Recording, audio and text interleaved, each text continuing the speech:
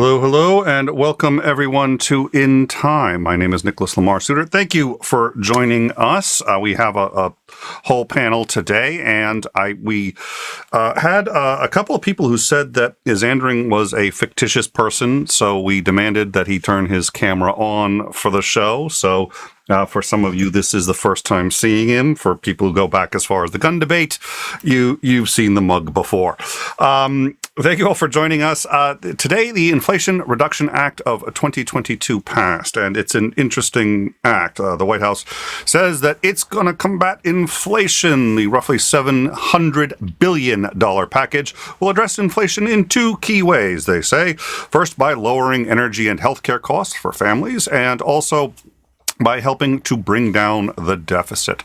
Brian DC, I think it is, director of the National Economic Council, said, quote, "That's why even Democrats and Republicans, former Treasury Secretaries, economists across the board have said that this bill will make a positive impact on inflation while also tackling some of the biggest and longest standing issues facing our economy, like prescription drugs and tackling climate change." Now, it's interesting that the climate change was kind of an addendum because the consensus of experts actually is that at best this will somewhat slow the growth of inflation. It isn't gonna stop it or reverse inflation or even really bring it down to sort of normal numbers. And it's only going to do any of this in the long term. So what does the bill do? Well, it does a couple of things, but the largest thing it really seems to do is to tackle climate change. It is the single largest bill in U.S. history towards climate change, and the vast majority of the money in that bill goes explicitly towards that. Analysts claim that it will reduce the greenhouse gas emissions by 41% over 2005 levels, making it the most aggressive climate change bill in U.S. history. That is the Inflation Reduction Act of 2022. So Congress has directed. Well, I was going to break down the numbers: $370 billion over the next decade towards scaling up renewable energies. But honestly, that's why we have Greg. So I'm going to make him talk about all the numbers. So we have with us today Greg from the Peer Review, who commonly comes on to discuss economics. Hello, Greg. Thank you so much for economics. Did I just say economics? I said economics. Or science. Science is good. That's yep. Economics. And Dr. Reverend Christopher 𝗲𝗷𝗍 Jr. Esquire, whose name has gotten so large it no longer completely fits in the placard there for him. Christopher, how are you? Doing quite well. All right. And we'll just keep adding to it until eventually my name is a sentence. Your name has turned into a Shaggy Dog story. It's just one of those. It's just we're going to be building layers and new annexes to it's going to be, yeah. So, all right. So, Greg, I think I'd like to really just sort of pass this off to you. So we've talked about the Inflation Reduction Act, which has passed today, but I think we're going to ignore the inflation reduction elements of it, which really seem to be ancillary, if at all, and discuss sort of what appears to be this bill's primary function, despite the name, which is to deal with climate change. So what can you tell us about the bill? Mm-hmm.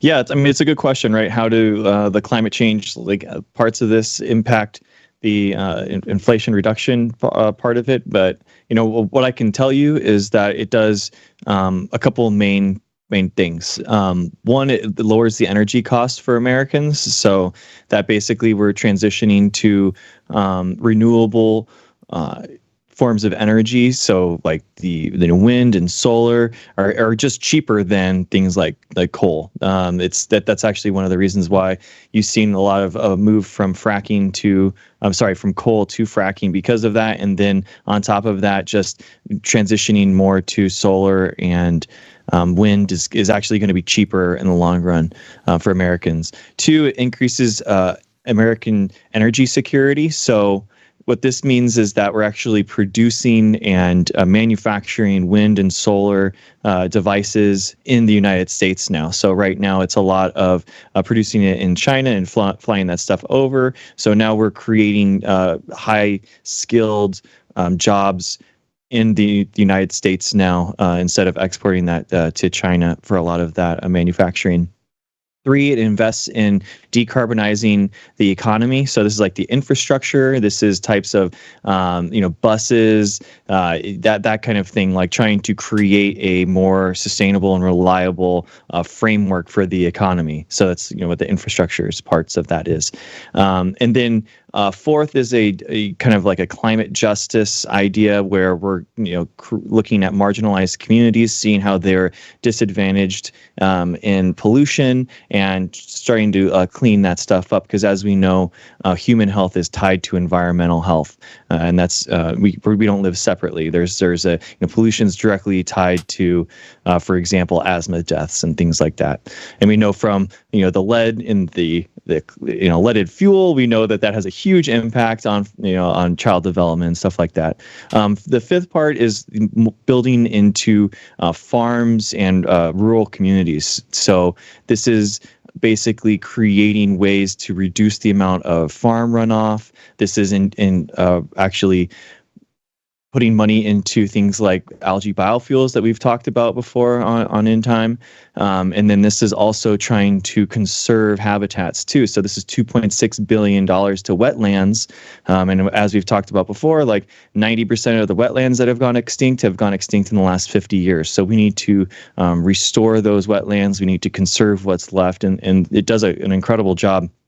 And you're right. I mean, this is the biggest climate bill that's ever been passed in the history of the United States. By my estimations, the DOE, compared to the DOE normal budget, which is kind of like the energy, Department of Energy, this is 4,933% the annual DOE budget. So this is an absolutely huge step forward for us, and I feel like we're finally taking this seriously. We're actually investing into it, so I'm really optimistic for about this bill.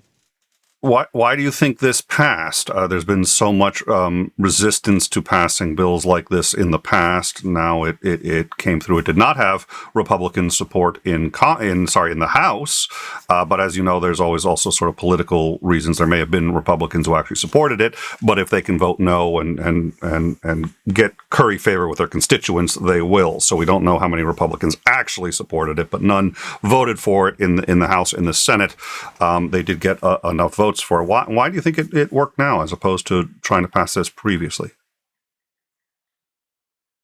I think that we're coming up to the realization for a lot of people that sustainable jobs that are high paying, that have high skills, are in this new era, this new market that's being looked at. I mean, like countries, regardless of whether or not they think humans are the cause of it, countries for national security reasons actually want renewable, sustainable energy development. And it just makes sense because they don't want to be beholden to other countries in order to, make sure that their lights are on, that their economy is going. I mean, look what's happening with Russia and Europe right now. And it's a great tie-in where it's like a lot of, I mean, I don't know why, obviously, but I think that has probably something to do with it, where it's like you're seeing Germany having to go from shutting down nuclear power plants to actually now they're creating more coal-fired power plants because, getting those online because they don't have the renewable energy sector in order to kind of stop the Russia imports, that kind of stuff. It's a geopolitical kind of approximation and national defense. I mean, it's important to note that the Department of Defense's number one national security issue right now is climate change, human-caused climate change. Like the DoD gets it. They're putting money into it. I've worked in labs that I've gotten grants from the DoD on the climate change. Full disclosure, my fellowship is from the Department of Defense. So there's a lot of money that's been going into it. So you were jazzed about this bill when it passed. What do you like most about it?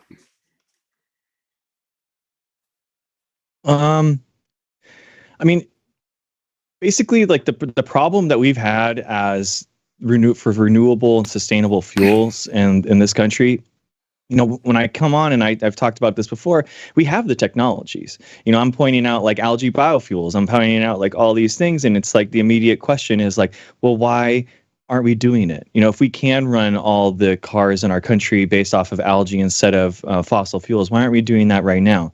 And really, the point is it's scale up. It's the scale up. It's going from a lab based, or a pilot based, size to like a national defense, the national level, and that's a huge gap. You need billions of dollars in order to do that, and this is kind of like the huge injection that we need kind of like in this country in order to really kickstart a lot of this manufacturing, to kickstart a lot of actually using this technology for the first time. So that's what I'm really excited about. I think that we're actually getting the money that we need in order to actually get the ball rolling, to get this stuff happening for the first time. So, and then I'm also gonna kick it off to 𝗦𝗍𝐸 and see if he's got any questions. But before I do that, I did want to ask. So, the target was actually to have a 50% reduction by 2030, and this would be about a 41% reduction is the estimate.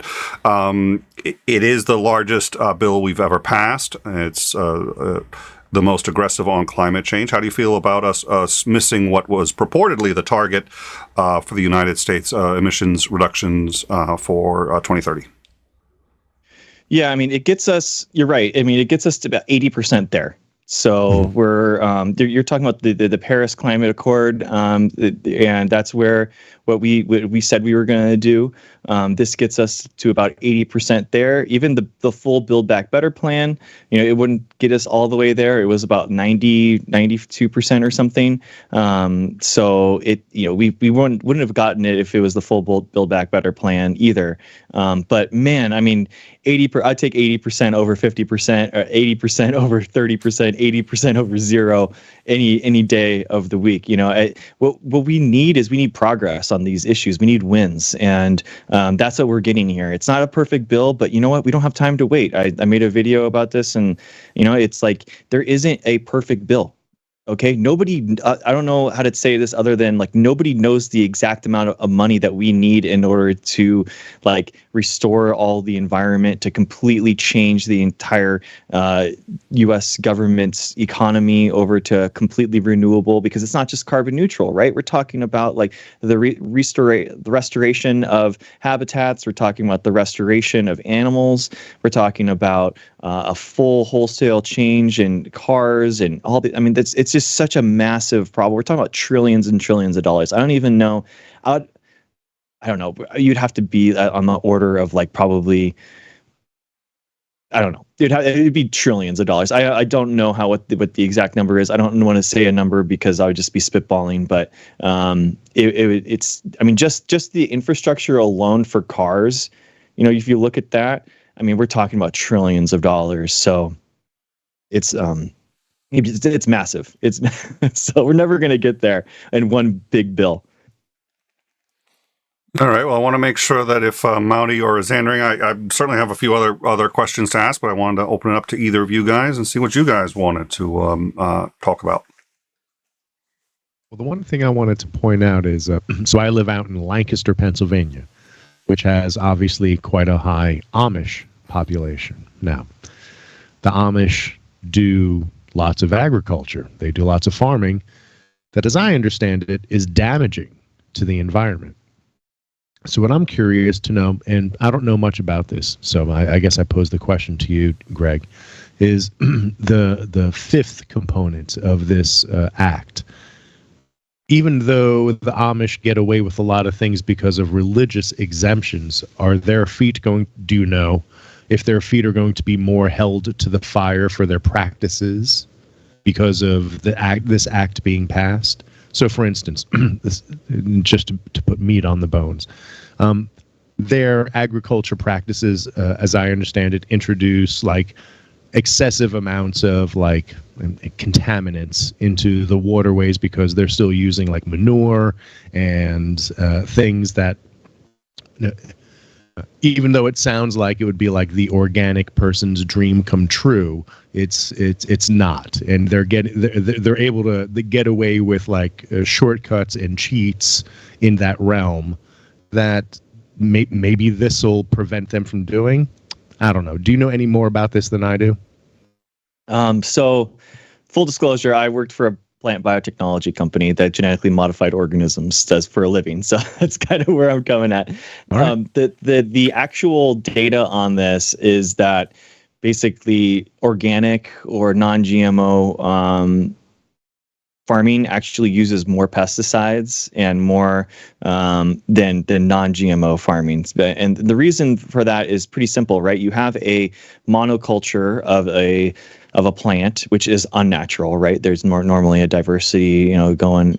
And then two, there's the number one predator for plants is actually other plants, because they actually use the exact same resources that they use. They use the exact same nutrients in the soil. So that means that basically a weed growing is going to be very harmful to the plants that you're growing. So you have to basically spray for those or remove those, or it's a lot of effort, a lot of that goes to it. The other big part is basically insects. So that's where pesticides and stuff come in, right? So now they're spraying. You have to spray and they're still, even organic farming, they're still doing pesticides. They're just doing like different types of pesticides. So they're not going to use the Monsanto glyphosate based pesticide, but they're going to use their own pesticides, because you can't. I mean, otherwise you sacrifice all your plants and all your all your income to whatever locusts or whatever insect that's going to be flying by, and it's just never going to exist in nature, right? They're just going to be taken up. So you got to protect your crop. And then on top of that, like farming has a lot of emissions based on that. So you have like cows, for example, people talk about cow farts all the time, and this is because methane is I think it's 400 times worse as a greenhouse gas emitter than CO2, just because of the ways that the carbon and hydrogen bond basically accept that solar radiation and trap that in. It's especially bad. So the idea is to basically use this funds for the rural communities funds to try to create ways of capping that emissions. So let's say they have their cows or something, trap it in some type of in the barn you have a methane capture device or something to stop those methane emissions. And then the next part is to really create ways so that there's not as much runoff. So nutrient runoff is a huge problem for farms, because it goes into waterways and then it goes into the ocean, and then the ocean has these algae blooms, and then those algae die, and then basically when they fall to the ground, they bring that oxygen with them, and there's these huge oxygen minimal zones, they're called, off of the coast of every single city in the whole world. And that's the stories of 5,000 fish dying on a beach sometime because school of fish go into those oxygen minimal zones and then just die. So it's very bad. We do not want to mess up with the oceans. The 50%, over 50% of the oxygen comes from the ocean. So we want to keep those. We like oxygen. We want to keep those going. So those are kind of the same way, the ways that you would see regulation, and those would be why you would see those types of regulations.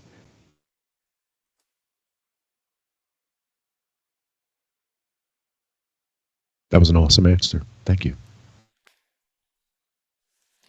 Is Andrew? Sorry, I got distracted. There's a tank driving around out here. A tank? Yes, a tank. An M1 Abrams tank. I tried to show you, and I realized just how obnoxious and annoying and unprofessional that was when it drove by in front of me. And so I haven't done it again, but it's. I think maybe they're looking for a place to park it. So you don't see an Abrams tank running around the parking lot very often. No, you don't. You've got the most interesting stories about what happens on America's freeways. So, well, this is a parking lot at the world's largest truck stop. Anyway, my question, I guess, would be about if I can actually remember, because I had a cogent question that I wanted to ask. Do they have a good way of trying to implement some of these? I mean, do they have a plan, or is it this just like to try and draw up plans to figure out how to do these? Because I've been looking a little bit into Hawaii, and Hawaii just is shutting down. August 1st. They're shutting down their. This is August, right? Could have just shut down their last coal-fired plant, and they were touting this and trumpeting this, and then suddenly many residents of Hawaii got notices that their energy and home electricity costs are probably going to go up by maybe 5 or 6 kilowatt hours or cents per kilowatt hour, because they were now having to import diesel to supplement, because they hadn't actually finished one of 5 solar farms they had proposed building to replace their coal-fired.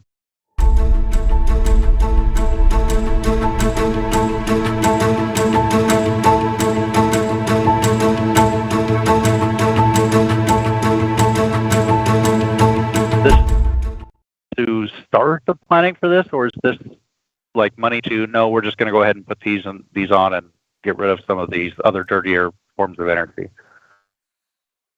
I mean, it's the lower energy costs. So this is the first bullet point. So I can read some of them so we can get into the details of it. I don't know what it is about that specific use case, but we can talk about more generally what's in it. That's what I mean, more generally, what's in the bill for. Yeah, so number one, in the lower consumer energy costs, we have $9 billion in consumer energy rebate programs focused on low-income consumers to electrify home appliances and for energy-efficient retrofits. So that would be going through and people actually getting money for to install and electrify, whatever, probably a lot of like washer and dryers, that kind of thing. Number two, 10 years of consumer tax credits to make homes energy efficient and run on clean energy. So making heat pumps, rooftop solar, electric HVAC, and water heaters more affordable. So that would be you applying to the government and getting a tax credit on the amount of money that you spent on the installation of the solar, and then the money that you're making or getting and producing. So you're not having to go to the grid and get that money, get that energy. This is a big one. This is really new. The $4,000 consumer tax credit for lower middle income individuals to buy used clean vehicles, and up to $7,500 tax credit to buy new clean vehicles. So the $4,000 for a used clean vehicle is really big, right? Because right now you're not really incentivized in order to buy like a used electric vehicle, because the batteries are potentially like a little worse off, right? So that might be something that you have to replace. But the problem is that electric vehicles, kind of like what we have talked about before, is that there's a lot of a cost associated with making electric vehicles, because the batteries, you need to mine for the rare earth minerals, you need to create them, and even though like mile for mile, actually less energy is spent for electric vehicles than combustible vehicles, just because they're just a little bit more efficient. They need to be run for a certain amount of years in order to actually offset that carbon footprint, is what it's called. So if we can actually get people to run past those dates through tax credits, then that's a huge win for the electric vehicle. And then $7,500 for a new clean vehicles, pretty significant. I mean, if you're looking at like a $40,000 Tesla 3 or whatever, I mean, that's what is that? It's like almost more than 10%, up to maybe 12% of the closing costs of it. And then lastly, there's a $1 billion grant program to make affordable housing more energy efficient. So this would be kind of like insulation, more solar panels probably, just creating specific programs for affordable housing specifically to be more energy efficient. There's other things. The Hawaii example might be more towards like the in energy, the second part, the American energy security and domestic manufacturing parts, because this is $30 billion for the manufacturing of solar panels, wind turbines, batteries, minerals processing, that kind of stuff. Another $10 billion to invest in tax credits to build clean technology manufacturing facilities. So it's just getting them the ability to have those things. Or maybe even number three, decarbonizing the economy, making sure, installing that stuff. $30 billion for loan programs or grants for states and electronic utilities to accelerate the transition to clean energy. That's probably actually what it probably is the most like. So again, like these are states, these are money grants for states to go and actually a pot of money that they can apply for and get in to actually install this stuff. So how is this paid for? Oh, please. Yeah, that was. Yeah, how is the all that money coming from the government? All these that money's got to come from somewhere. How are they funding this? Yeah, I mean so there's a I don't have that immediately in front of me, but I believe that there was a tax that they put on it. I can figure out where it is though. With the amendments and stuff that happened at the end, it was kind of it's hard to know exactly where it is, but I think it's two new taxes on businesses, and I had that, but now I seem to have misplaced exactly where those numbers are. So they should be right here. If I can't find them in like 10 seconds, I'll move. I did have those, and now I don't. But it was two separate business taxes, and I forget specifically what they were. But what I found interesting about that, of course, is that we're going to be talking about. Oh, and okay, no, but the tax credit is. So we're going to be talking about that on Tuesday when we talk about. Okay, yeah, the bill brings in more than so the bill brings in more than $300 billion in new revenue by imposing a 15% minimum tax on corporations making over $1 billion, and through a new excise tax on corporate stock buybacks. So the estimate is $300 billion by two means. The first is a 15% minimum tax on corporations making over $1 billion, and a new excise tax on corporate stock buybacks. That's the principal means of paying for this. Okay. All right. So they're doing. Sorry, I'm moving stuff around in here. It's starting to get really dark. So they're taxing. They're going to try and tax businesses to do this, which essentially means taxing individuals. I'm just curious where they're raising it. How much are they borrowing? How much of this bill is actually funded, via actual tax revenue raised? I mean, that they're actually raising tax revenue. It's kind of I don't know if that's the best way to think about it. I mean, where are we getting the $12 billion a year that we're giving to oil companies? And oil, this is the most profitable industry of all time, and yet we're giving them $12 billion a year. Where's that money coming from? I don't think we should be. I know, but that's where you know what I mean. See what that's kind of the problem is that where's the money coming from for destroying all of this environment and all this you call not conserving stuff, Yeah, I think Xandering asks a valid question, and I think if I can paraphrase, his concern is: are we actually is this going to be revenue neutral? So are we actually raising taxes sufficiently to cover all of this? And historically, with almost every bill we pass, the answer to that is no. We say it's revenue neutral, but usually it adds to the deficit. Now, this bill presumably does reduce the deficit. That's one of the ways in which this is supposed to fight inflation. I haven't crunched the numbers, and I haven't talked to any economists, so I don't know what the likelihood of that is. But if I understand it, I think that's Xandering's objection. But I don't want to get too much into the economics of the bill. We're going to be talking economics pretty heavily on Tuesday, and I'm I hadn't heard about what the funding mechanisms were. I was just curious. I'm not debating whether or not we should or not. I was just wondering if this was just borrowed money that we were going to spend, or if there was actually a funding mechanism to it. So, I mean, and people, yeah. there is. I agree with that. I mean, I agree that they're like, what, how much is it going to add to the deficit, all that kind of stuff. Those are valid questions. I'm not trying to discount that. I'm just saying that there's a lot of money that we already spend, and it's kind of like a sunk cost logical fallacy where we just keep spending all this money and fueling this industry, and that's costing us money as well. And we don't.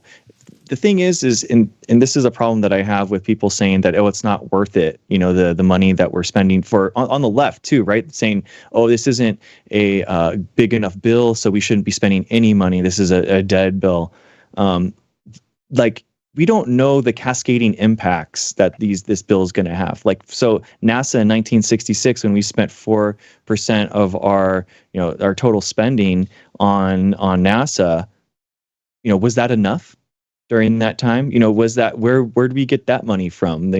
But did we spend enough on NASA that year for exploration and science and technology? It's like, well, during that time, people might have said, oh, that we're not going to get the ROI that we need. We're not going to have that. Maybe we should. Maybe there are some people saying, oh, we're not spending enough here. We should spend zero, just like they're saying now.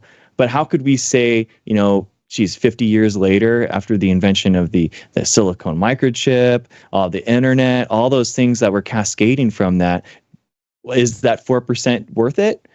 Damn, dude. Yeah, I would say that. I would say, yeah. An entire economy is based off of that. The entire world has been fueled off of that. So it's kind of like, it's hard to say, for the first time, and I actually did these numbers because I don't think anyone's talking about this. It really frustrates me. If you take this amount of money, okay, with the infrastructure bill and the annual amount that we spend on research. So if you add up every single dollar that we spend, we have the DoD research development, the NSF, Department of Energy, NIH, NASA, EPA, NOAA, the Department of Commerce's National Institute of Standards and Technology, the HHS's Agency of Healthcare Research and Quality Development, all that stuff. It's about $222 billion a year. The Biden infrastructure bill is 148.5. The climate change part of this Inflation Reduction Act is 370. All that together in the last year, $740 billion spent in this last year for science and research and development in this country. If you take the $105 billion that we spend on science and research from the Department of Defense's budget, that's only $617 billion. So we're actually spending more on science, engineering, and research and development than in defense. And this was like the big boogeyman that everyone said, Wow. right? We're not spending enough in science in this country. We're not spending enough. It should be more than the defense. Well, we did it. We actually did it. We actually did it this year.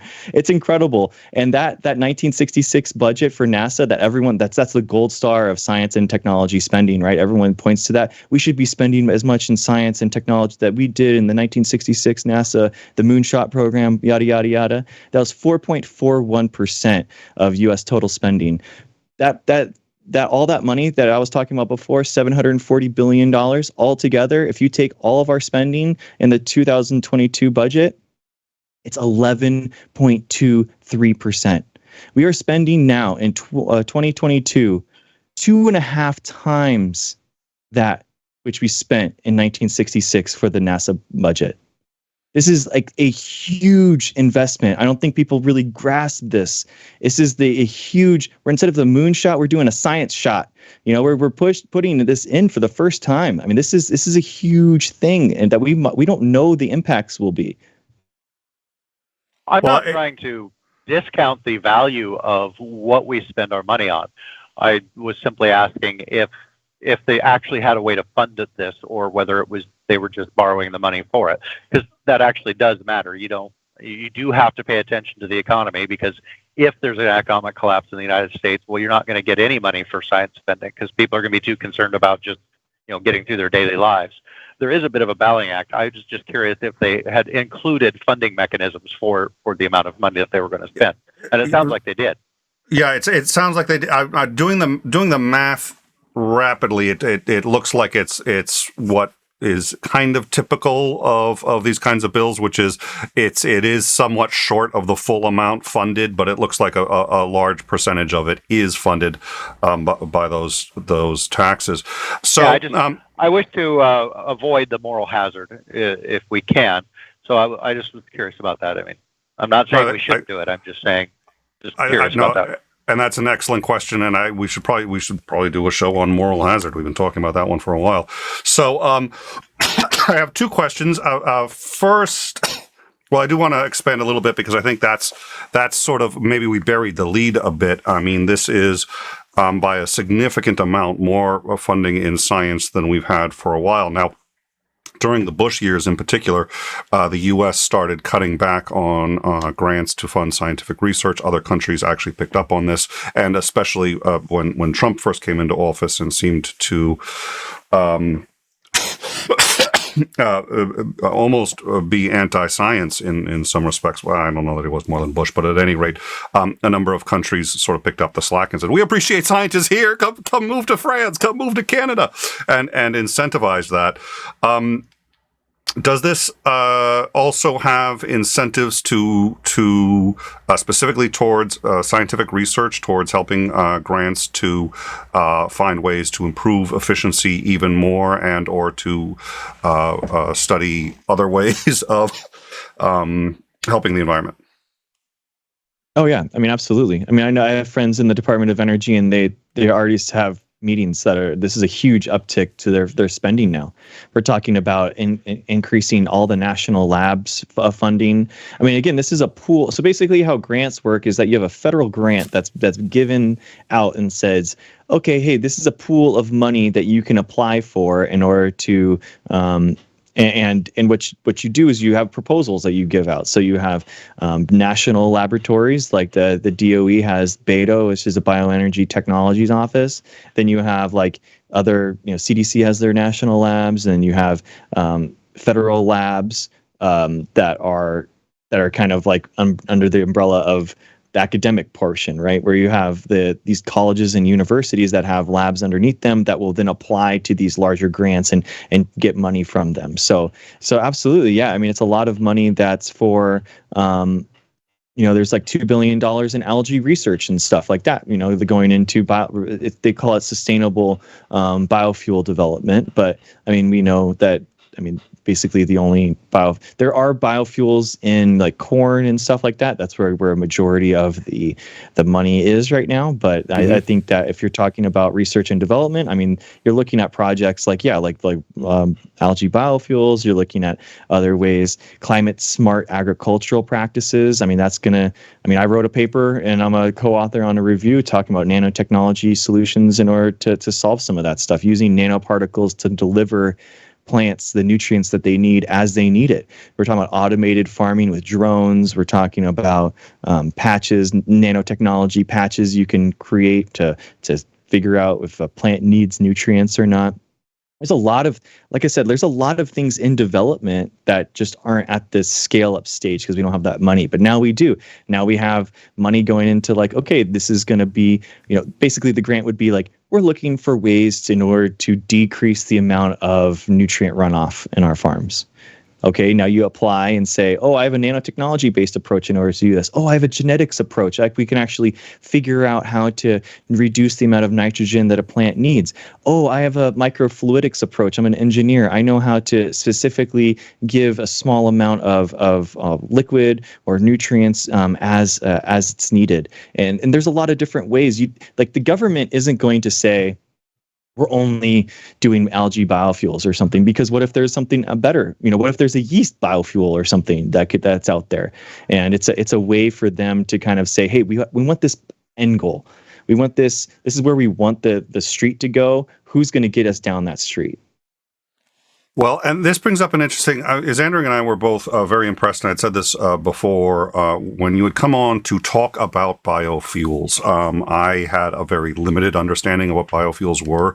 It was eye-opening. I was definitely doomer beforehand, there's more problems hitting us every time we look into climate change. There's more problems hitting us in really a vicious cycle that's starting to spiral downwards rapidly than there are solutions, and it was very discouraging. But that when you came on to discuss biofuels, it was like, well, wait a minute, it sounds like we actually already have solutions that could work if we could scale them. And you had said one of the problems was money. So since biofuels is something that you've talked about and you're an expert on, and our audience is already reasonably familiar with, could you very briefly give us a quick reminder of why biofuels are important, and then tell us how this program specifically deals with those, since we've already got that experience discussing that on this show?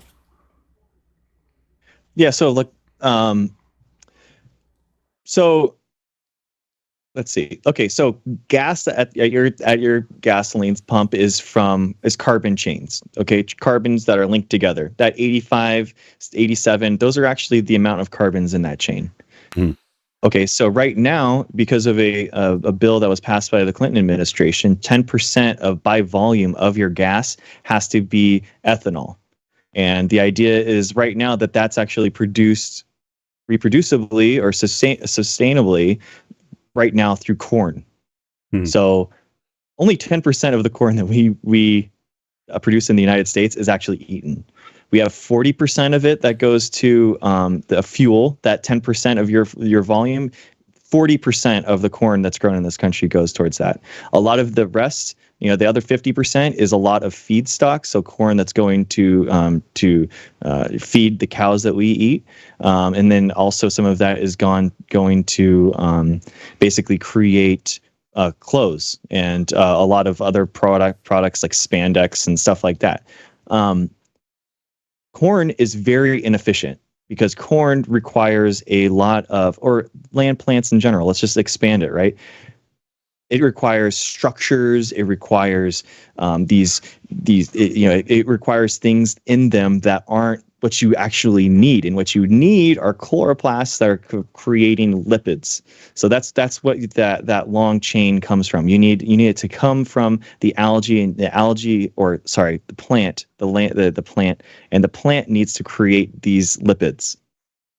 So corn is made up of a great many things, including these lipids, but the lipids don't make up the vast majority of the corn itself. Is that my understanding correctly? Exactly. All right. Exactly. Land plants, if you think about it, needs a skeleton, right? It's not just like it needs to grow up from the dirt. It needs to expand, and it needs a lot of like space in it, and that's not useful for the fuel. So it's especially not efficient. Mm-hmm. This is part of the reason why algae is such a better alternative, because per acre, I think it's like 400 times more efficient. An algae raceway pond, it's insanely efficient because of that. Because basically you can just create, it grows more quickly. It's easier to work with. You have less waste. It's every time that you create a corn plant, you're taking in all those. All the lipids, but then what do you do with everything else? A lot of it's like ground up. It's put into cow feeds and that kind of stuff. But you're taking stuff out. The idea is to basically figure out how we can make renewable fuels and how to create those carbon chains sustainably.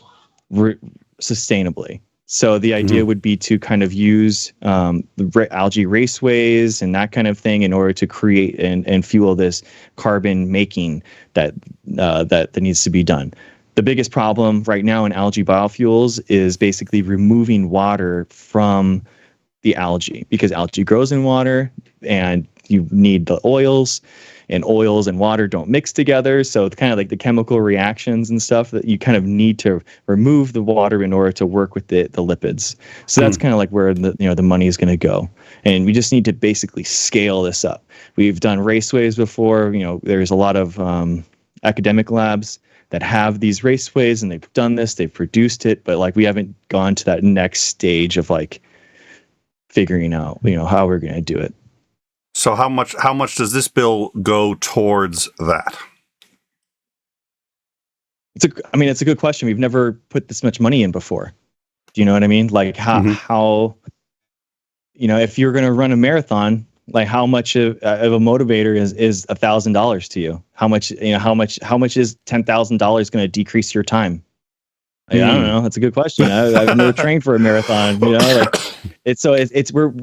in the fun part here where we're in new territory that we've never explored this before. We've never actually been able to see what we could get for this money. So it's kind of like one of those things where we don't know. It's a good question. It will be interesting to see how much of an impact this makes, how much advancements we can get. I was especially excited when you started talking about making biodiesel out of algae, because you look at the sheer land mass it takes to grow corn and how inefficient it is. There's a hell of a lot of byproducts. Plus, the rest of the world getting kind of pissed at us when fuel prices go up, and they look at you're spending 40% of your corn crop on making fuel to drive your big ass SUVs around. So I was really, and the fact that it pulls carbon out of the air instead of pulling it out of the ground, so you can pull the carbon out of the air. I mean, you're not really reducing it, but you're at least trying to make it a more net zero type of situation, pulling carbon out of the air. And then, of course, when you burn it, it releases it back into the air. But it was definitely something that was already done. You could, sure, there were some scaling up issues that they needed to figure out, but we can still use all the same infrastructure that we have in place now. It seemed like a really plausible thing to go after. So I'm really curious to see how much advancement we make off of the money that we've got in there. So hopefully it gets used well. In a weird way, I hope it. I don't know how to say this, but I hope that nobody notices that this money was spent in a weird way. Because the best thing that could happen is that, hey, my energy bill is just cheaper. Oh, it's because now your city is using renewable forms of energy, and it's just cheaper overall, and batteries and solar panels and wind is actually just cheaper, so your just energy costs go down. The 747s in 10 years start going into a renewable algae biofuels mix, and you're just the planes just completely go as normal. The idea that I think that they're putting money into things that are shovel ready, that are kind of like where we know that it works, and you can look at the IPCC reports. I mean, that wind and solar especially, they're so easy because they're so much cheaper than existing methods, and they're so much more renewable. So that at the end of the day, the consumer isn't going to be able to tell a difference. That's just the reality of it. You don't want it to be this thing where it's like, no, I need to change my entire life, and I need to completely wholesale change the U.S. economy and all that kind of stuff. I mean, that's how a lot of people talk about this issue, but that's not really where the money is going. A lot of people are very doomer about this issue because they feel like the entire economy and everyone needs to change their lifestyles and all that kind of stuff. But that's not how you kind of that's not how you work. That's not how it works. If you want to lose weight, you just kind of figure out ways in order to make sustainable and adaptable change. You don't just say, okay, we're going to completely change everything that you like. You're never going to eat another food that you like ever again. It's well, you could try that, but it's not going to work, in the future. All right. So what we're going. Hey, what we're going to do now is, and we're going to, Joe has some experience on this, so we're going to bring in Joe to talk a bit about it. I'll get Joe's camera up since 𝗦𝗍𝗆 bailed. I'm going to give away 𝗦𝗍𝗆's camera. That's it. 𝗦𝗍𝗆 just lost the spot. So I'll get Joe up in a minute. But Joe, thank you so much for joining us. And so let's well, yeah. Before I even get you on the camera, Joe, what are your thoughts? What did you want to come in and chat about? I mean, I totally agree with Greg on pretty much everything that he said. So that's first off, and nice to meet you. All right, Joe. Thank you so much for joining us. It's been great having you. You contributed so much. Thanks for coming to. That's the peer review process right there. That makes me feel good. The thing too. I mean, look, and again, I know, let me see how to say this. I totally get what Ksandrich was getting at, and he was not dumping on any of this, so I'm clear on that. But I think one thing that when this comes, I think reason why maybe some of us get defensive about it is that there are people in the right wing who bring that up who are not honest. I mean, Ksandrich's a pretty honest guy. He's pretty straightforward kind of person. But there are people in the right wing who very often they ask a very loaded question. Of course, they never ask that question when it comes to the things that they want to spend on. Like spending more money than all of our possible adversaries combined, and double that and then some. But I'm not a fan of that. I care about the solution, and if your plan is going to fix things, but by all means, let's do that. Yeah. Well, and the thing is too. I mean, the thing that we and again, this I'm coming at So anyone, I think most people in the audience probably already know I'm a chemical engineer, but one of the things that gets missed a lot of times in political discussions, because it's usually people who are politicians and not engineers or scientists or anything like that, is that when you're evaluating any two or more options, when you have to look at one of the options you always look at, or you're supposed to always look at, is to do nothing. So what's the cost of doing solution X, Y, Z, and what's the cost of doing standing pat? And it is important to look at, okay, what are we spending and where's the money coming from? But it is also good to understand what will it cost when we don't do anything. And because there are a lot of follow-on costs that very often do not get thrown into the equation. And look, we know right now, I mean, we've been seeing all the panicked reports about rivers drying up. I just saw today that the Loire River dried up. We're talking about the hydroelectric plants that may stop working because there's not going to be enough water for them to operate. These all have real monetary costs, and they never get thrown into the equation. Beyond the fact, even leaving beyond the fact that, hey, if we do nothing, we know that we're going to render the surface of this planet uninhabitable, at least to humans. But if we do want to get into, go down the route of money, we also have to always look at what does it cost? What are we paying now that we wouldn't pay if we, have a solution? And I do think, seriously though, we do need to look deeply at everything we spend. As I mentioned, the fact that I guess this year's military budget is $770 billion, and next 1 year is supposed to be $813 billion. And now that we've seen for a fact that Russia is not a global power and is not a threat to Europe or us, or them being beyond nuclear weapons, that we really probably don't need to. We can probably cut back on some of that if we really care about deficit. And I know, as Andrew, again, I know you're a deficit hawk, so I know that you'd probably be on board. But as far as the biofuel, I think one of the problems that we've had is we don't do anything with our waste. Other than dump it in the ocean usually, and that creates other follow-on problems. There's a lot of carbon in the stuff we throw away. So that's another potential biofuel. One of the things is turning that into methane and burning that, as opposed to drilling for natural gas. And I was interested too. You talk about the algae. I haven't looked into it a ton. So just to make sure I understand. So basically, what you're saying is when you grow the algae, so you've got an aqueous layer, and then you got a hydrocarbon layer on top of that, and you got to extract the. I assume the algae is living in the hydrocarbon layer, mostly. Oh no! Sorry, I wasn't clear. So basically, the lipids, the fat that's in the cell, the plant cell, is within the cell. So that's kind of like what happens with in order to basically you have to pop open the cell, and then you have to take and bind things to or remove through centrifugation or something like that. Is then that allows the lipid layer to float to the top, right? And that's what crude oil is, basically the plant cell with all the lipids and everything that we want all mashed together with the tons of of earth that's above it. Right. So that's in us, that's what refining the oil product is. The oil companies don't actually create a product. Right. They refine a product.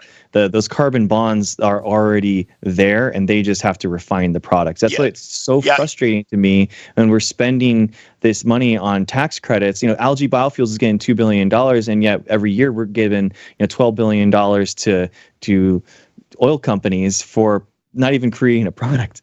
It's just like we're doing the hard work, man. We got to engineer the whole raceways. We got to create those carbon bonds. Then we have to refine it. Then we're doing all that stuff, and they're just like finding it. And we're basically paying them, because a lot of what those subsidies we give them is actually for exploration, to go find oil that, again, is easily reproducible in the algae, like you're talking about. So it's like, if there's no other business that we say, hey, we're going to pay you to find your raw material, or your final product. I mean, it's basically, imagine Apple going in and just having to dig, and they're like, oh guys, we found the Apple iMac 17. It was buried under the ground the entire time. It doesn't exact. So the problem, and this is something that I had with my video problem, like talking about this, and I think that there are critiques of the bill that are valid, right? So every year that we are, and in the bill, we're supposed to be giving up land for drilling, and even ocean floor land. We have to give that up for drilling.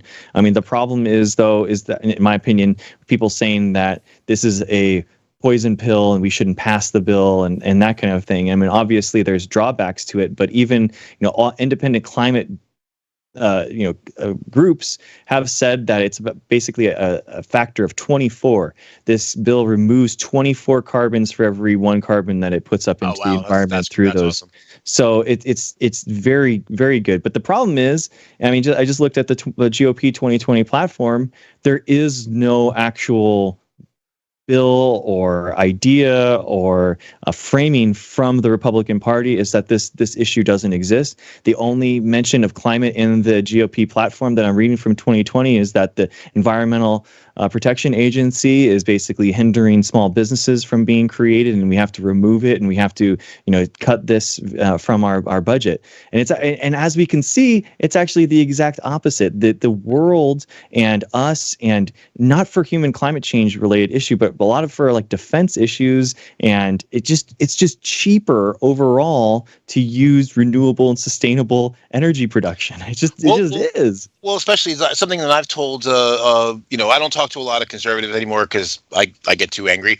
But when I do, I make the point that if you're not happy with Russia or the Saudis or the Chinese or whatever other country that you're mad at, one great way to take power away from them is to stop using the slick, goopy product that they sell. So, if you want to not have to mess around in the Middle East anymore, hey, stop. Make oil not important. Make fossil fuels not important anymore, or less important, whatever how you want to look at it. Interestingly enough, the number one import for the United States is actually Canada, tar sands oil. That's right. That's what the Keystone Pipeline was all about, actually putting that pipeline from Canada back to the Gulf so that they could, that's where the port is. That's that whole idea of it. Oh, I actually worked on the tail end of that project, not the Keystone Pipeline itself, but basically that was going to the Houston shipping channel. There was a project called Bosco, which I worked on I didn't work on the actual project itself. I worked on the specs for the project. But basically, I knew years ago, I'm like, this isn't oil for the United States. It's Canadian oil that's going to the market. It's not going to help the U.S. Oil independence whatsoever because it's not our oil. It basically was all going to be exported. And again, it's Canadian oil, so the Canadians were making the money off of it, not us. We were going to get some leasing fees for the land, but there were very little economic benefit to the United States. But a lot of environmental risks to us we were really taking on. Also, that 35 people would have a job, and you know what? I mean, I know it's going to sound mean, but screw those 35 people. The problem is though that pipelines. I do want to have I want to have you address that, and then I do want to get a little bit back into the specifics on the bill because we've had a couple questions that also dovetail with something I want to ask. So please finish what your thought, and then I have 2 questions I want to pass on. Yeah, I mean, it just the problem. I guess the problem is in pipelines in general. If you're going, how are you going to move that oil? That's the big question, right? So if pipelines are per, gallon of oil, they have less problems with that than like tankers and stuff like that. They're more efficient. You don't have to use gas in order to push that oil through there's a lot of benefits to it. But things like, instead of installing Keystone pipelines, if we can like go to a more renewable that doesn't have these huge oil spill risks, that don't have these problems of like transporting it, we are going to have like some type of problem, with, okay, so you make how do you store it? How do you store this energy? What do you do with that energy? You could use things like dams as a battery. That's a way to actually create a way for that energy to be stored. Batteries for long periods of times, that proton gradient can be, changed over time. But basically, fuel is really good because it's called a fungible fuel, where you have like the bonds of the battery or the bonds of that fuel being stored within the bonds of the actual fuel itself, so that you can like create and transport and stuff, and that fuel is going to have the same chemical properties. Being a chemical engineer, I don't need to explain this to you, but Yeah.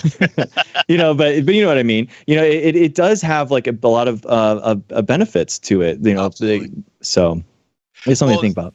Well, and to get back to the bill, I think the fact that it's moving in the right direction, like you said. It's not perfect bill. No bill is perfect, but the fact that we're taking a big step, and we need, as we're seeing from that we're starting at the horrible consequences we're already seeing. We need big steps, and it's a big step. It's the biggest step we've taken so far. By a remarkable margin. So now you had mentioned earlier that this has significant funding for batteries for electric vehicles, and we talked about in the past. Now, if I heard you correctly, one of the things that you said was, in order for those to really be efficient, to have a net efficiency, we need to use them for a while. We can't just buy them and throw them out. And we had discussed also that it's kind of the same problem with the windmills, right? It's like if you just toss out the blades instead of recycling them, then no, they're not more efficient than what. But if you follow through with the way the system's been designed to be used, they really are a net benefit. But you did mention last time that the batteries, while better than nothing, was not necessarily a long-term solution. So we have a question in the live chat, and let me see. I think I just want to make sure that. I think I may. There it is. So, this is the question here. This bill does nothing to sequester carbon. It just creates oversight like the type that was struck down by the Supreme Court. It just incentivizes more batteries and motors. So my two questions are this: one, how much of this does go towards the less than optimal solutions that we had discussed before, like batteries, and how much of a problem is that? And then two, which I'll give you a heads up is coming, and we'll discuss this because I think it's going to take a little teamwork to sit down and workshop this one, which is what is the Supreme Court going to do about that? So let's start with the drawbacks, or not the drawbacks, but well, yeah, okay. So you said there are drawbacks. What are the drawbacks, and how does it deal with the batteries, which you've said before is a less than perfect solution? I mean, you're not going to be able to like. You're not going to be able to just like create a bill that passes and dissolves all the problems that are associated with the chemical engineering of a battery. You know what I mean? It's like, so that's going to be a problem. I mean, so I guess the American energy security and domestic manufacturing part of this would probably be most appropriate. So number two, the production tax credits to accelerate U.S. manufacturing of solar panels, wind turbines, batteries, and critical mineral processing, estimated to invest $30 billion into that. That probably has something to do with it. The other kind of like research and development of new technologies and new science and engineering to create like a next generation battery. I mean, that's in there too. That's the things that are happening at the national laboratory. So same thing with number two. One of the bullet points is $2 billion for national labs to accelerate breakthrough energy research. So, I mean, this amount of money has never been put towards these projects before. I don't know how to say it other than that. You know, it just does. The annual DOE budget is $7.5 billion. So this is ten $2 times. billion. Well, Yeah, this is $2 billion. Yeah. I mean, the DOE has never spent a quarter of their budget towards accelerating breakthrough energy research before. You know what I mean? So it's like this has never been happened before. You know, so I think that carbon capture technologies, and the sun is getting into my eyes here. Yeah, but the carbon capture, which is what they're talking about, this is like a geoengineering kind of thing. You know, hopefully, hopefully, yeah, you're right. There's going to be carbon in there. Are we doing anything to actually bring down that carbon? Like, no, we're not doing any mass geoengineering for it yet. I mean, I'm not going to lie. You know, it's just it hasn't. But you know, hopefully, the idea would be to once and by the way, nothing has really come up that you can say like, oh, this is the carbon sequestration strategy that we should be using. I mean, there's a couple on the dockets. You seed the iron into the ocean, that creates kind of like an algae bloom that could create a bunch of more algae, and then you take that algae and basically pump it into the old wells that we have purged from the oil companies, and you basically create more like a carbon sink. Carbon sink is one of those things where carbon's not supposed to move from here for hundreds of millions of years, and that's what we're drilling from in order to create and get the carbon or through combustion, putting that into the environment. So it's kind of like trying to do the opposite. But other than that, there are like kind of crazy, like, you know, sci-fi kind of things that I don't even think are worth like really discussing because they haven't been like shown to be appropriate. But maybe sometimes, maybe some way, this scale up research money could actually go and show that. I think that we should, you know, put money into it. Put money, by the way, like into nuclear development, see if we can get a renewable nuclear. None of it is shown to be renewable. I'm for, you know, exploring and research and developing all different types of ways. Yeah, I think for me, one of the things that, and a thought I've had, but I have not had any time to really look into it, is the idea of, like, when I say chemical battery, I mean, obviously all batteries are chemical cells, but that's not what I mean. What I mean is, you know, there are reactions that are reversible. There are reactions that you can drive one way. So basically that you could take, because the problem with conventional batteries, you know, all the batteries we all know and have problems with, is that they're not very energy dense. That's one of the problems of when we've been trying to move away from oil is that, you know, hydrocarbons are very energy dense, right?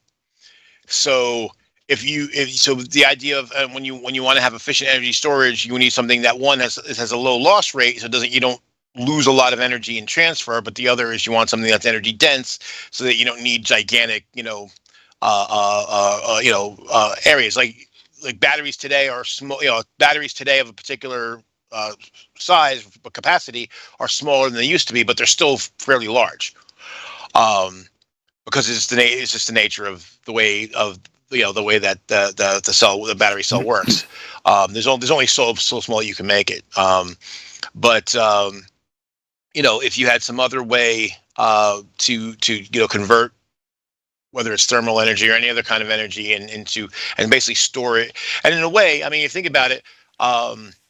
You know, the one thing that's nice about the algae is at least going to take, you know, in a way, the algae solution is kind of carbon neutral, because you're going to be burning the lipids that you produce, but in order to produce them, you have to take carbon out of the atmosphere to do it. See what I'm saying? Yes. So at least you're pulling. Yeah. Oh, sorry, Greg, please. The energy yeah, you're right. The CO2 is coming from the atmosphere and we're combusting it and it's going right back, right? So you are spending energy in the conversion of that algae into fuel. So that's the big carbon footprint. So that is the idea, is to try to decrease the energy expenditure there, and that's where all the money's going. And specifically of that processing part, it's removing the water from it. So that's right. There's been a lot of companies that are actually going towards that. Yeah, because the thing is, right now, when we're using fossil fuels, we're basically spending energy to get oil out of the ground and then burning it. So it's just carbon's moving in one direction. At least the algae, the net carbon is a lot less. Is where we're at, and the idea is to continue to make that even less. There are like very like so how carbon goes from the atmosphere to the the environment, and how the environment releases CO2 into the air naturally, it does happen. Like it does we observe this, for example. But like carbon going from like a solid state on the earth to in the air is like very, very, very, very few and far between. We're talking about like dust particles, like on a mountain being sloughed off, and like, I mean, it's so incredibly rare. It's the amount that we're taking in, and for example, like the amount of carbon that's going from the atmosphere to the environment is still high. Like, for example, like we have things where like the carbon dioxide in the air meshes with the water in the oceans, and H2O plus CO2 makes carbonic acid, which creates more acidic environment for the oceans. So it's things like this where there is a natural flux. It's called in ecology, a flux is like how it changes. It's just, you're completely right. It's all going up into the environment right now. It's insane. Right. All right. Well, I do have is Andrew has a question. I want to make sure that he gets that question. I do also want to hit the Supreme Court issue, and then we're going to have to start wrapping up. So, is Andrew, please? I've been hearing quite a lot, because I do listen to conservative media as well as liberal media, and I've been hearing an argument that has been irritating the piss out of me, and I'd like you to address it. If you can find the flaw in their reasoning here. They're pointing out that the U.S. and Europe combined don't emit as much carbon, as much CO2 as, say, China does. China has been recently investing in more carbon coal-fired electrical plants, and their emissions have been going up every year and plan to keep going up with no real changes. They've not made any changes. They've agreed to some things, but have not made any substantial changes. So the argument is, it keeps saying, is any kinds of reductions that we make at what kinds of costs we're putting in to try and reduce our own carbon footprint is just going to be offset by China. So why are we spending the money to do this? That's to me a very easy one to refute, because it's basically like saying, well, someone is trying to hit the gas and I'm trying to hit the brake, and if so, my hitting the gas and hitting my hitting the brake, him hitting the gas is balanced out. But so instead, we should both hit the gas. I mean, that's so the cliff. So whether we hit the cliff now or tomorrow does make a difference, because maybe we'll come up with a solution between now and tomorrow. I think it's kind of a ridiculous. It's a zero-sum game kind of argument, and it just never really works. You can see my frustration, obviously. Absolutely. With this argument, why I'm so irritated by it. Right. Plus I the wanted fact, to ask it so you can, Sure. you can put this to rest. Well. Plus the fact, again, that there are economic benefits. This is the other thing too that I've had with the conservative argument for a long time. And mind you, there was a time when I was not someone who accepted that climate change was human caused. There was a moment of that. But even then, I recognized that there was a lot of things that the people who were saying, hey, this is the real thing, I realized that there were a bunch of things that we could be doing that were good for us regardless of whether or not climate change was human caused. And so that's what my thing is, like, well, I don't, not that I don't care what China's doing, but regardless of what China's doing, at least let's do the things that we know are good for us anyway. Regardless of what China does. I mean, it's a ridiculous argument. I mean, it's like they're behaving badly, so we should too. And again, it used to be, at least they tried to balance it on saying, well, it's going to make us economically uncompetitive because they're doing all these things. But quite frankly, whatever China's doing with carbon, China's also kicking our ass on renewables. So that kind of belies their whole position, is that China's doing X on carbon and they're doing this on anti-carbon or to reduce carbon footprint. So it's kind of a broken argument all around. Greg, your thoughts? China is investing massively into renewable fuels and renewable and sustainable technologies. I mean, it's just the truth. I mean, and because there are more I mean, it's happened. I posted the graph. Check it out. It's a hockey stick. It's the hockey stick CO2 graph, but it's for their photovoltaic cumulative capacity. They are outpacing us since 2008 by an insane amount. And it makes sense, right? Because they're an authoritarian type of government, so they have a lot of ways, and when the ball gets moving in an authoritarian government, you can just be like, boom, let's invest into this right now. Let's do this. Compared to the United States, I mean, we've known about this issue since the 70s. Bill McKinnon, the guy that started the 350.org, kind of like, we need to create a more sustainable future by decreasing the amount of carbon in the atmosphere. That the head of that movement said that this is a bill that's been like 45 years in the making. So it's comparatively in an authoritarian. This is authoritarianism versus democracy 101, baby. What's the best? The best and most efficient form of government. Benevolent dictator, right? You can just boom. Tomorrow we're going to increase the capacity by 1,000%, and that just happens. But in a democracy, you have more of a, it's harder to steer the ship. It's just harder, and I mean, this is. It's just one of the intrinsic problems with a democracy.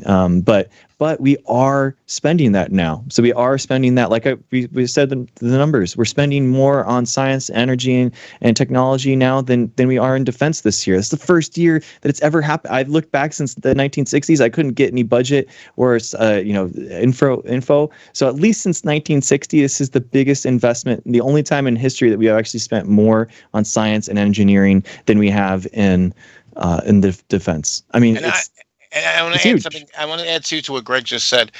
One of the things that I've come to the conclusion over the years is that, unlike durable goods, technology, you can look at it one of two ways. Either it's a wealth generator, or it's anti-inflationary, or some combination thereof. If you think about this, we were talking about the space program and all the investment in science we had. Well, that's where we got these. That's why everyone has these, and most of us can afford one. My previous phone, this is a Note 20. My previous one was a Note 4, and I did some looking up on it. That phone had 4 times the capacity of what we ran NORAD with in the 70s. Oh, Jesus! And that was in my pocket. And now this one blows the shit out of my previous phone. So think about that basically, and the thing is, like, durable goods, like my desk I'm sitting at, the chair I'm sitting at, wherever you're at, all these durable goods get more expensive on an inflationary model, right? Technology gets cheaper as time goes on. My first computer was an Apple IIc, and the computer and the printer were $2,000. Well, $2,000 in, that was in like 1983. $1983 to today was probably 8 times that. So that was $16,000 spending today, but you can buy a computer today for $600, maybe even less. And so these investments, while it's very easy for someone to point to, like, they love to point to Solyndra because Solyndra failed, right? But there's for every Solyndra, there's companies out there that succeed, and all this investment, the collective effort of that investment is going to actually generate jobs. It's going to grow the economy. That's why, like, I keep hearing people, not to get too offline, but I hear a lot of people say, "Oh, automation is going to take away all the jobs." No, it isn't.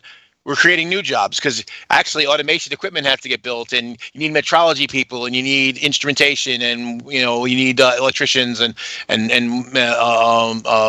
pipe fitters and all sorts of people to do the things related to that. And all technology eventually creates new markets. Nobody had a job making cell phones 100 years ago. Or 50 years ago. Well, probably a few people 50 years ago, but very few people had a job doing that 50 years ago. So the new jobs, the new economy will be based on whatever we invest in today. I don't know, man. The monk scribe union is very... You gotta listen to that. Gotta listen to them, dude. I don't know. Yeah, they're all going away, dude. You'd think. So we can put that argument to rest then, right? I think we're all pretty much in agreement that that's just a bad argument, and we should. My God, they should stop making it. But the larger point is that China is making. the world is going to renewable and sustainable energy development.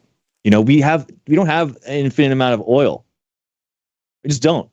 Before we were sucking oil out of the ground, where were we getting our oil? The kerosene that we needed for lamps, where were we getting it? Whales. Whales. We were killing whales. There's a finite amount of whales in the world.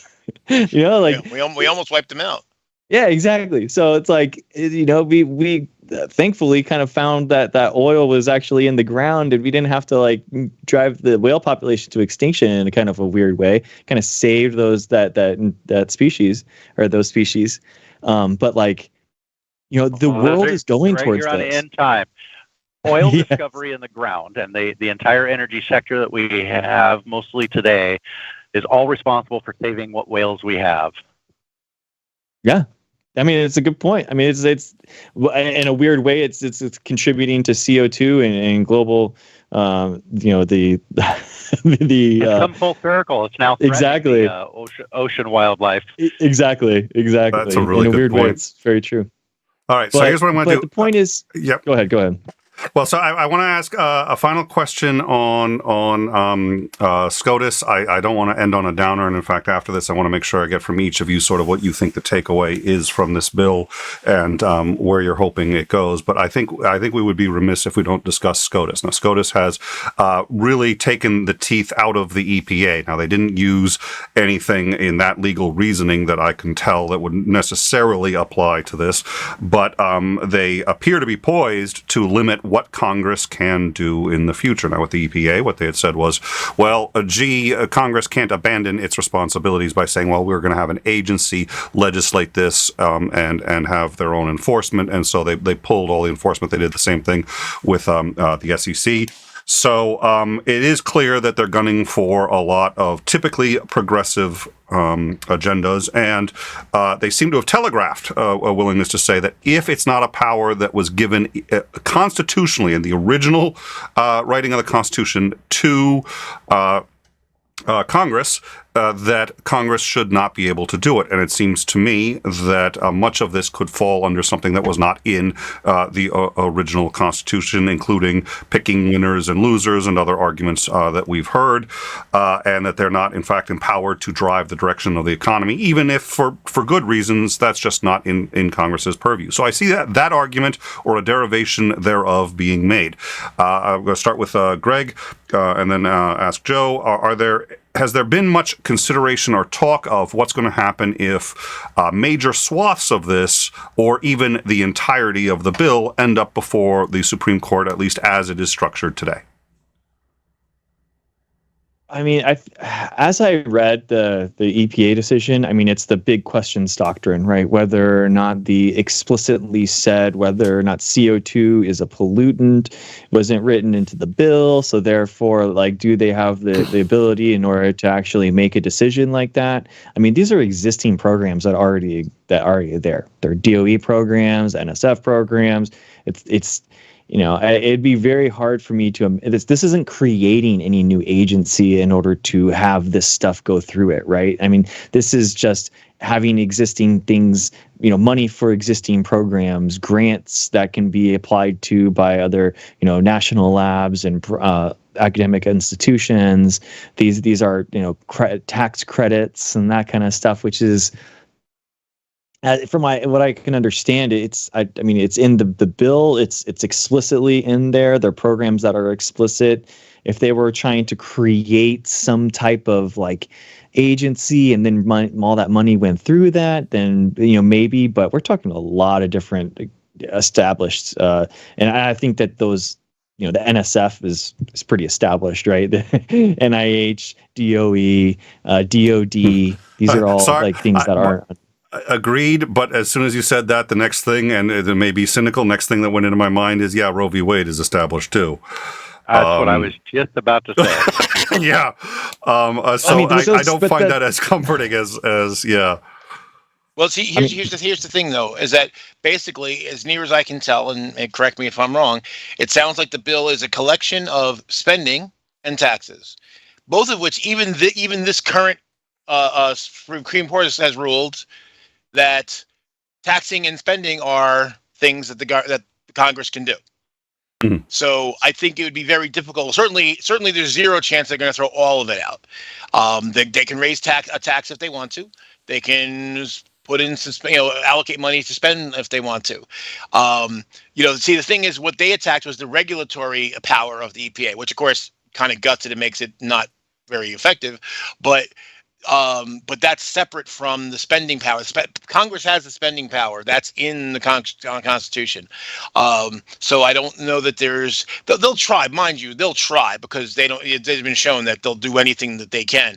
But I think it'd be very difficult, even for this SCOTUS, to be able to say that Congress doesn't have the power of the purse when that's literally that's foundational. Yeah, I mean, I'm looking at the 1950 law that created the establishment of the National Science Foundation, for example. I mean, it's in there. It's explicitly in there. This isn't a Roe v. Wade, judicial decision that we're upholding. That wasn't codified by law. That this is codified by law. It's there. It's been established. So I don't feel like it's the same like tenuous. Kind of, I feel like it's a lot more like established. But so is entering any final thoughts or questions in regards to SCOTUS and this bill possibly? I think that there's parts of it that SCOTUS may try and affect. When it comes to just allocation of money, I see them having a hard time being able to say, no, you can't allocate money to whatever you're going to allocate money to. I mean, I guess I could try the Cleveland approach and say there's no warrant for the appropriation of public funds for these certain private entities. So there are certain avenues of attack to it. The question is going to be whether or not it actually gets challenged and then makes it to the Supreme Court. And that's going to take years anyway. So by then, it's going to be fairly well established, and there's nothing so permanent as a temporary government program. So it's going to be very hard to get rid of it, I think, and especially if it does, start going up some very good positive results. It's going to be really, really difficult to make the case, we should just scrap this because it turns out they really didn't have the authority to do this. And you're like, but wait, look at all these good things. I think there's both a concern that a lot of these parts of this bill that I've been listening to and slowly trying to understand all of could definitely be attacked. And there's definitely avenues of attack towards it. But on the second thing, I've always been a proponent of we should be spending more on science and research than we should be on like defense and stuff. So I think that's a good positive step as well. And I think that I'm really, really hopeful that we're going to see some good positive things come out of it. There's obviously going to be some unintended consequences that are going to be too, but that's kind of the grab bag of mixed crap that you're going to get from. The big thing that I think that it could, I'll tell you the SCOTUS avenue that I think that this could be attacked on would be budget reconciliation. This was passed through budget reconciliation. You had the Senate. That explains where they. Okay, never. I should have thought. Anyways, I apologize. Please continue. Yeah.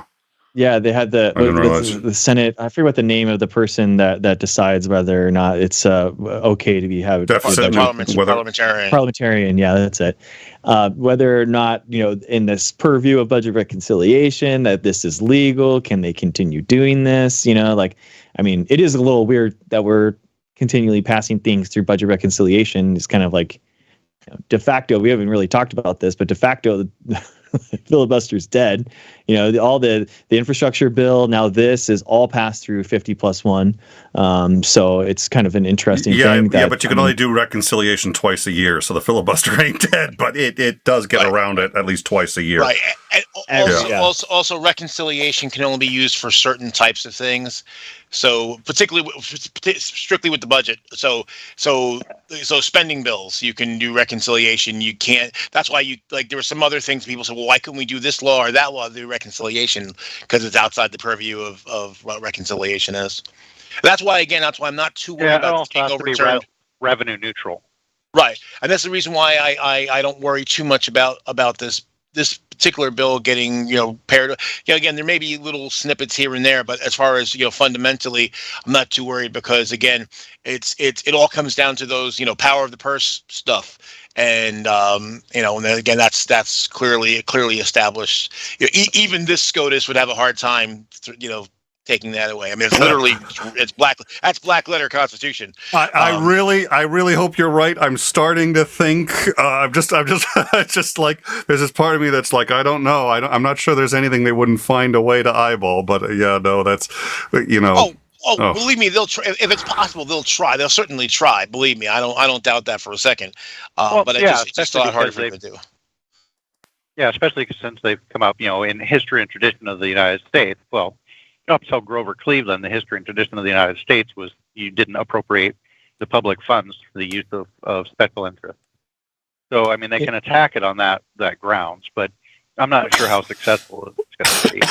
I'm sure Rand Paul is licking his lips at all the different things that he can talk about and say that it's a bad science deal. But the reality is, whether or not you believe that anthropogenic climate change or human-made climate change is real, or if we're having a negative impact on the environment as humans, whether or not you believe that doesn't really matter compared to like, hey, you got a job and you can create solar panels. You got a job and you can do wind turbines. I know multiple people in my life personally that, don't believe that climate change is real, but they, work in the renewable energy sector.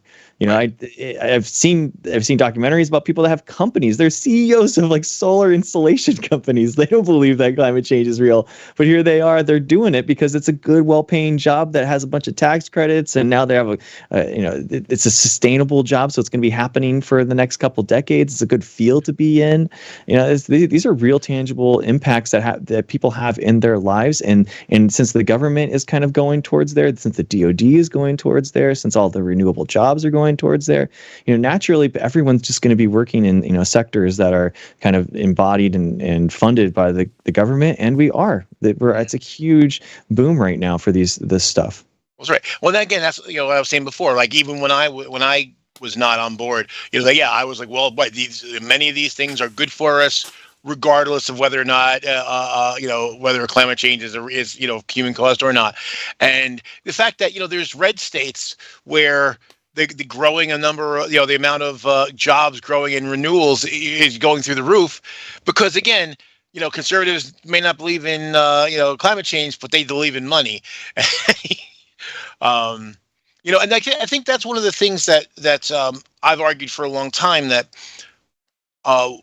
one important thing I think that the government can do that kind of gets around a lot of the arguments that you get from the right wing typically is that whenever you're trying to promote a new technology, a new way of doing things, one thing that the government can always do, because again, it's in the power of Congress to do so, is to basically say, we the government are going to spend our money on things. Like I remember when I was like, I guess high school, college age, where we basically, I guess maybe it was Clinton, so anyway, sometime between 1988 and 1994, we basically said the government, when it buys paper, it has to be at least partially recycled material, like I think 50-50 recycled material.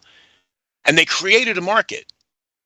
So therefore, people that were suppliers, well, they were going to meet that demand because the government's got a lot of money and they're going to spend it. And if they said, well, we're only going to buy the paper that's 50% recycled, well, shit, we're going to make sure we at least make enough of that to sell to the government, because the government's making, got cash to pay us. And then they said, well, hey, you know what? While we're making this, we can sell this on the broader markets as well. And they did. So now, you don't see a lot of just, pure, virgin paper anymore. Because again, the government created a market, and it was actually cheaper for them, and people buy it just as much. Like, hey, wow, we only need half as much, virgin material as we used to, and we still get paid just as much. So that's the other thing. So that's one thing I think, if it hasn't happened already, like again, some certain cities have done this, was saying that all public vehicles have to be either natural gas or electric and all that kind of stuff. Again, they're creating a market. And then when the market's there, then the infrastructure gets put in, because then again there's an incentive for private businesses to do that, and then that spreads to the general populace. So even from a strictly right wing perspective, it's the right thing to do. All right. No, Well, so what I'm gonna but- so what I'm gonna do is I'm gonna say a couple of quick things, and then I want to have each of you just remind people who you are, where they can find you, and to give you your final thoughts on the passage of this bill. But before I do, I want to make crystal clear that Joe is arguing for the right wing perspective. You heard it here first. Joe is pro right wing perspective, and he's going to murder me as soon as he gets me off air. All right, Joe, who are you? Where can people find you? And what are your thoughts about this passage of this bill, the largest bill in U.S. history to address climate change? Well, I am Serious Mind. My channel has basically been fallow, but you will see me in various hangouts and stuff. I keep meaning to make videos again, and it just doesn't happen. But I have a desire to make videos again. Just hasn't happened. As far as the the Saturday night thing that we've been doing with the dinner club has been on hiatus because Paul's been dealing with family issues. But eventually that'll come back. But as far as the bill goes, I will give a nod to the people who are further to the left of me and say it's not enough. But you know what? It's a damn good step in the right direction. Because again, we have to stop making. And this is what I say to people on the left, of which I have one. I wouldn't be considered a leftist, but I am on the left. As I say to leftists, stop making the perfect the enemy of the possible. And compromise today doesn't mean you have to compromise forever. Part of being progressive is making progress, and this bill makes progress in the right direction. And so we need to build on this. This is not the end. This is not the last shot. But we take it for everything it's worth, and then use this to get the next step and go further. Because obviously when major rivers are drying up, we got some problems. Yes, sir. All right. Xandering, any final thoughts? I was going to say, where can people find you? But I guess you're going to get shot at by a tank if you reveal your exact location. So that's exactly what's going to happen. I still can't believe I got to see pictures of that. Hold on. I saw in the rewind. I saw in the beginning the tank, and I saw people talking about it. I was like, what are they talking? A fish tank? Is he like what? So I completely missed it. I got to go back and see it. I'm sorry, please. Yeah. It actually, I turned my screen sideways, and it kind of overlapped part of your screen, and it ended up being kind of obnoxious. But I was like, "Ooh, I didn't mean to do that." And I caught it after it had kind of gone by me, because I saw it and I was looking at it. It's like, that's a freaking Abrams tank on a trailer going by here. Okay, we just have tanks now. And that's what I was like, ooh, I'm going to show this since my camera's actually on. Well, it's Andrew, because we have so many spares, they're just giving them away now. Yeah. So I guess my kind of thing, it's like, yeah, if you're here and you're listening to my voice, then you know how to find me. So I don't need to go any more details into that. As far as, I guess, about this legislation, I guess I'm going to have to just say, don't let perfection be the enemy of progress. There are definitely things in this bill that I just right on the surface reject. The expansion of the IRS is one of them. But again, I am encouraged to see a hell of a lot more investment into areas that I think actually will matter in the future, which is science, technology, research. Even more so than our defense spending. So I'm encouraged by that, and I'm at this point really holding on to that. Don't let perfection be the enemy of progress. So I'm excited to see what we can do with some of this money, and let's see how it goes. I just figured out.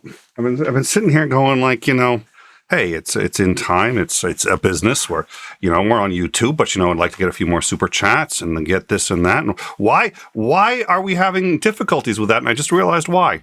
Everybody's too fucking reasonable on this show. It's sort of like you both. Okay, so we got the left and we got the right, and both of you are like, well, let's not let perfection be the enemy of progress. Okay. Next week we're going full on Jerry Springer. That's it. I'm done with this reasonableness. You guys are just okay. Yeah, Xander's Let me know when you want me to be the intractable. Well, wait a minute. Next week we are, because we're going to be talking about tax policy. So just bring Joe back, who quite clearly told me that I was just wrong, and and we Hey. can have our Jerry Springer moment. I listen. I agree with him that you're just wrong all the time. So I don't begrudge Joe that one. But all right. So anyways, did I cut you off? If I didn't, I should have. But were you done because I was making a joke and I'm done enough. You're done enough. All right. I will make sure that perfection is not the enemy of progress. Greg, tell us where people can find you. And that's a cute puppy. That's no, he's not getting royalties for being on the air. No, Joe, it's just one set of royalties. It's you. That's it. We're not dubbed. No, she doesn't count. It's not like SAG rules or nothing.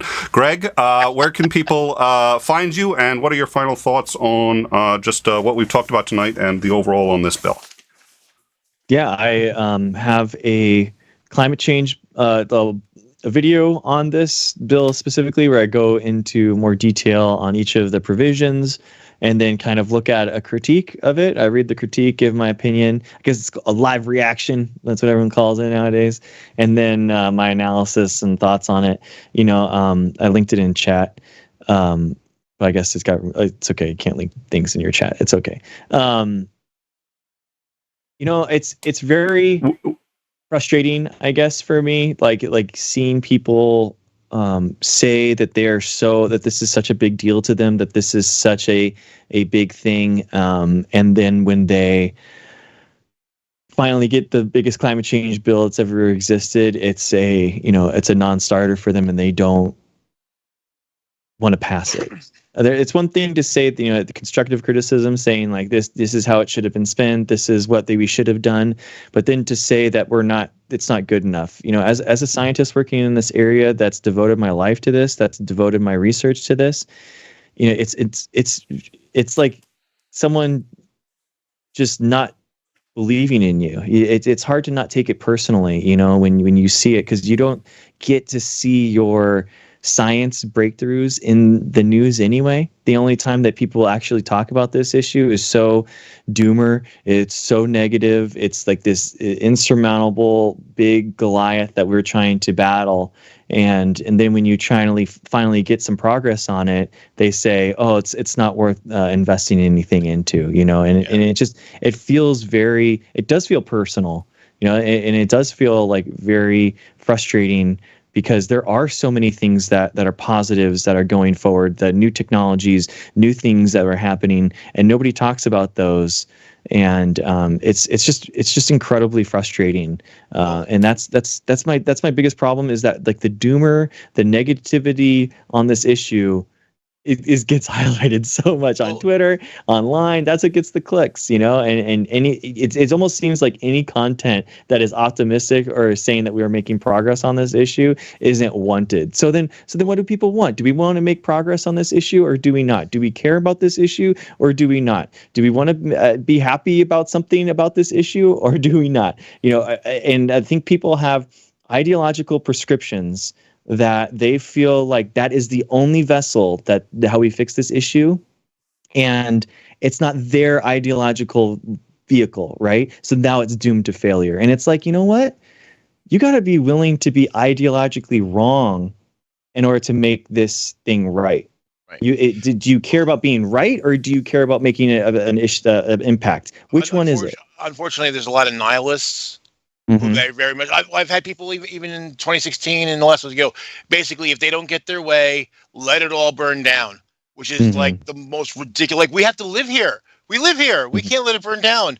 But it's like, well, one hose. This is one hose. It's not. Oh my God! Wait, I'm going to interrupt you for just a second, because we've just had another milestone on the program.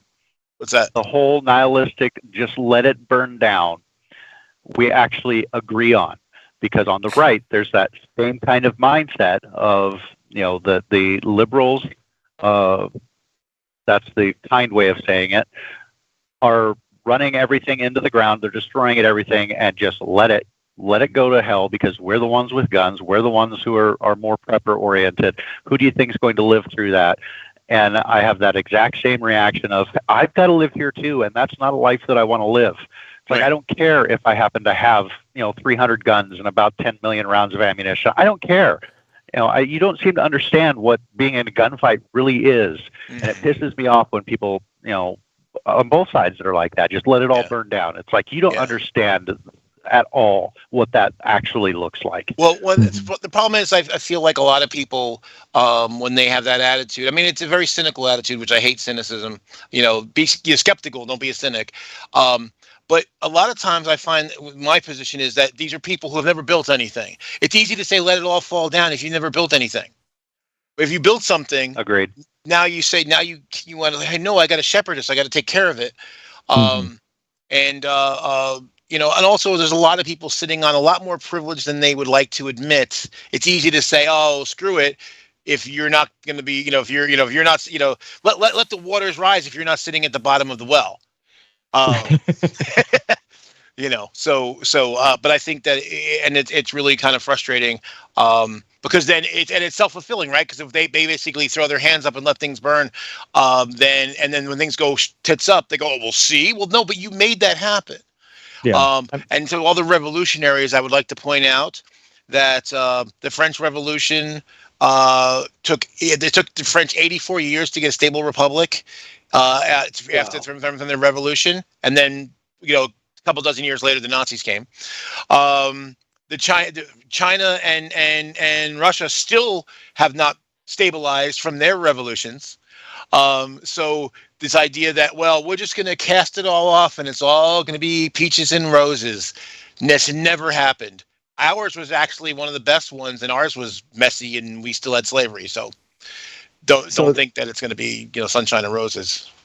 Every single scientist that I've talked to that's devoted their life to this issue supports this bill and passing this bill. Every single one. Not a single person that works in the energy sector, the renewable fuels, algae biofuels, Department of Energy, that knows these numbers, that have done the research, that have done the actual background in order to do it, says that this thing shouldn't have passed. Every single one. And this is kind of the problem where, when I'm talking to them, when I'm talking to my science friends, and I'm like telling them the feedback and like what the hate people have for this stuff, they go, what are you doing? Why are you wasting your time with that? And this kind of goes into the science communication, episode that we just did, but that we didn't talk about this part where scientists don't engage into the public as a self-protection mechanism. Because they don't want to have to deal with anyone. They don't have to sit there and explain why we should be spending $2 billion on algae biofuels if someone's not even, hasn't even done the research on the IPCC reports, hasn't even read the Beto reports, doesn't even know what 𝐂𝐚𝐥𝐸 is. But they're going to sit there and tell me that we shouldn't have a bill passed that supports algae biofuels? It's just like, what? Just keep your head down in the science. Just keep moving forward. Keep going forward. Keep making progress where you can, because we can't let these normal people, that this is their ideas, that we can't let these normal people's negative ideas impact us. Obviously I have a different opinion. Obviously I do think that scientists need to be doing more outreach, but you can tell that like when people, the castigation from society is almost, the ivory tower meme is kind of self-protection too. It is a way that scientists can just work on what they can actually impact, and they can't impact everyone's opinion at home or everyone that's a voter, so they're just going to do what they want to do, and the science speaks for themselves. And then if you don't want to know about it, then you don't have to deal about it. But that's kind of the ugly part of science communication that we don't really talk about, is that people don't want to talk about the things, the breakthroughs. They don't want to talk about it. It's just this endless cycle of doomerism. And to be a scientist, you have to be able to get your hands dirty and make slow progress. You're never going to have a single paper that's like, I've solved every problem with algae biofuels. Like, I did it, If you did that, then you're not a scientist. You're not a scientist. You're just waiting for, I don't know what you're doing. You're just trying to collect data, and it's just not going to happen, So you got to make incremental progress. And science, making the world a better place in spite of the fact that humans suck. Okay, Xandring, say your thing, and then I think that's a great note to end on. So, Xandring? Yeah, that's because it is the kind of the final thought. I'm going to pretend that we have conservatives actually watching the show, and tell everybody they really need to go see and check out the peer review. Even if you disagree, you're going to get lots of good data. You're going to get an analysis of the data. You're going to see what the actual arguments are instead of these straw man political arguments that are being made. And even if you don't agree, you can at least learn something, and then you can see what the real arguments are, and then you can make decisions based off that. Thanks, man. I really appreciate that. I really do allow, and I engage with people that don't agree with this. So I got some discussions coming up that would be Republicans on the right. So I got some good stuff coming. That's going to be some interesting conversations on this. So we'll see. We'll see how it goes. I just found your channel, and I'm subscribed now. Oh, marvelous. And looking forward to that. And so let's see. 𝐓𝐢𝐬𝐴NDering got me on to the looking at the flat tax. I'm really looking forward. We're going to be talking about that coming up on another flat tax. I said the fair tax. I'm tired. My brain is, I am impressed I made it this far. So it's the fair tax. We're going to be talking about that on Tuesday. I hope you will join us for that. And then we're also going to have Commander McMillan back on for off time Thursday again. I think our last one, usually we try to be a little more informal, but given what's been going on with Trump and given his insights, it's sort of like, okay, that's it. We're diving into it. But I really enjoyed that. And then it looks like a week from tomorrow, In Time is going to be celebrating. We're going to be inviting on past guests, co-hosts, just friends of the show, people who've been on, around, who orbit near us, to celebrate 2,000 subs. So that will be a week from Saturday. I think the only person that isn't invited is going to be Titan. And the reason for that is James. Is James in the live chat? James is not in the live chat. There is no way James is a better producer than the producer of In Time. I'm going to leave it at that. Don't anyone say I said that. But James will be invited, and so will Amy Newman. Thank you all for joining us. We look forward to seeing you, and we're going to keep an eye on it. It's been crazy, so we're going to keep an eye on things, and if there's anything breaking, we'll, as always, let you know. Thank you all for joining us. Thank you, Joe, for coming on. Thank you, Greg. Thank you, 𝗓𝐬𝐴NDering. Thank you to the mods and everybody in the live chat, and we look forward to seeing you guys if nothing crazy happens. Yeah, I've been watching the news cycle, so presumably we'll see you guys on Tuesday. We'll see you in the next 10 minutes when something else pops off. Have a good one all. Thank you all for joining us. Good night.